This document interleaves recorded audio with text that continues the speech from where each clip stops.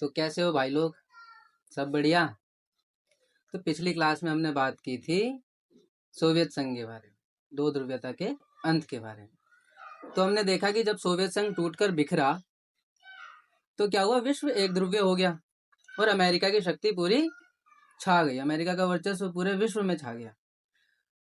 तो इस विश्व में जो अमेरिका की जो शक्ति छा गई, उसको रोकने के लिए, उसको नियंत्रित करने के लिए कुछ अंतरराष्ट्रीय संगठन बनाए गए ताकि अमेरिका के जो अपनी पावर को एक्सीड कर रहा था उसको थोड़ा सा कंट्रोल किया जा सके। तो इस चैप्टर के अंदर हम बात करेंगे सत्ता के वैकल्पिक केंद्र के बारे में। ठीक है, ठीक। तो आज हम पढ़ रहे हैं सत्ता के वैकल्पिक केंद्र। तो वैकल्पिक केंद्र अभी जैसा कि मैंने बताया कि क्या है, विश्व में अमेरिका की जो पावर है, पकड़ थी, उसको कम करने के लिए सत्ता के विश्व के अंदर क्या किया गया, कुछ नए संगठन बनाए गए। उनमें से ही एक यूरोपीय संघ है जिसके बारे में आज हम जानेंगे। तो यूरोपीय संघ की देखो शुरुआत कहाँ से होती है। अब तुम्हें पता होगा कि जब सेकेंड वर्ल्ड वॉर खत्म हुआ उसके बाद क्या हुआ कि जो यूरोप था, यूरोप की जो अर्थव्यवस्था थी वो पूरी चौपट हो चुकी थी।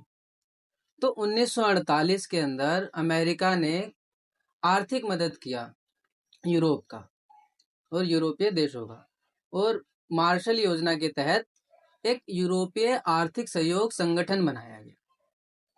ठीक है, यूरोपीय आर्थिक सहयोग संगठन। फिर क्या हुआ कि 1979 के अंदर जो यूरोपीय पार्लियामेंट है उसका गठन किया गया। 1979 में यूरोपीय पार्लियामेंट का गठन किया गया, जिसके बाद जो था, जो यूरोपीय संगठन था वो राजनीतिक रूप लेने लग गया था। फिर क्या हुआ कि जब इसने पार्लियामेंट बनाया तो इसका क्या उद्देश्य था कि जिन विवादों ने यूरोप को बांट रखा था उनको खत्म करना था और यूरोपीय जो प्रतिष्ठा थी उसको स्थापित करना था। तो उसके बाद 1992 में 1992 में maastricht संधि के द्वारा यूरोपीय संघ का गठन किया गया, यूरोपीय संघ की स्थापना की गई 1992 में maastricht संधि के द्वारा।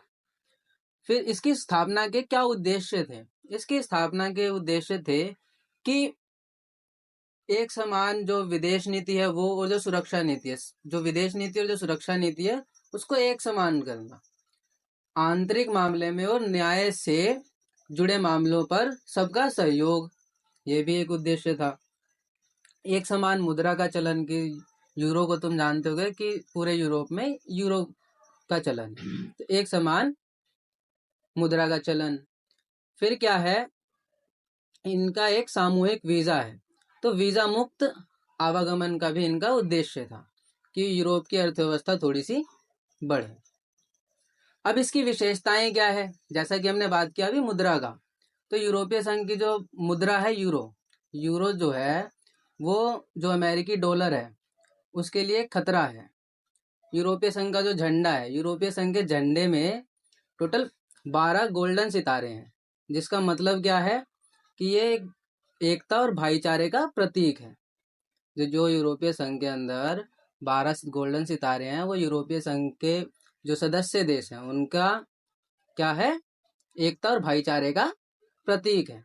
इनका सामूहिक वीजा कैसा है कि यूरोपीय संघ के अंदर टोटल 27 देश हैं, तो किसी भी एक देश का वीजा ले लो और यूरोप में कहीं पर भी किसी जो भी यूरोपीय संघ के देश हैं वहां पे हम जा सकते हैं। यूरोपीय संघ का वीजा भी इसको क्या बनाता है, यूरोपीय संघ का वीजा भी क्या है, एक विशेषता है।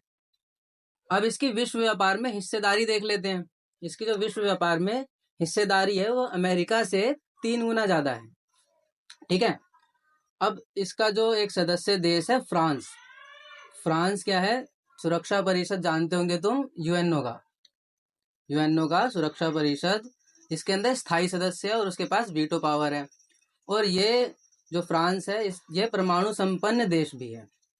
ठीक है, 2016 में यह विश्व की दूसरी सबसे बड़ी अर्थव्यवस्था थी, जिसकी जीडीपी कितनी थी, 17,000 अरब डॉलर।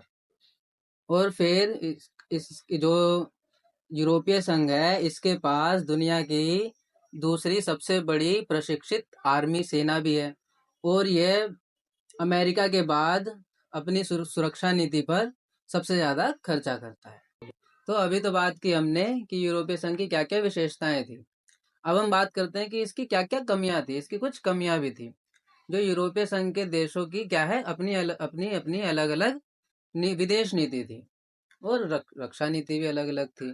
तो यह नीति ना कई बार टकरा जाती थी। यह नीति कई बार आपस में ही टकरा जाती थी और एक दूसरे के खिलाफ हो जाते थे। इसका एक उदाहरण है, जैसे कि अमेरिका था। अमेरिका ने जब इराक पर हमला किया था तब ब्रिटेन तो इसके साथ था और जर्मनी और फ्रांस जो थे इसके क्या थे, खिलाफ थे। दूसरा पॉइंट क्या है कि इसके सदस्य देश जो डेनमार्क और स्वीडन है, इन्होंने मास्ट्रिक्ट संधि और जो साझी यूरोपीय मुद्रा था उसका विरोध किया था। और इसके कई जो देश हैं, जो यूरोपीय संघ के कई सदस्य देश हैं, वो क्या है, अमेरिकी गठबंधन का भी हिस्सा है। ये भी क्या है, इसकी एक कमी है। अब हम बात करते हैं 2016 में जो ब्रिटेन था, ब्रिटेन इसका हिस्सा था लेकिन ये भी अलग हो गया।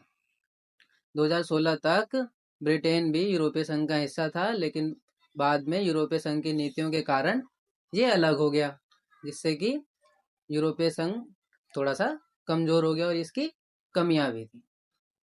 तो आज के लिए सिर्फ इतना ही। अब अगली वीडियो में पार्ट 2 में बात करेंगे हम आसियान की और आगे आगे और जितने भी टॉपिक्स हैं उसकी।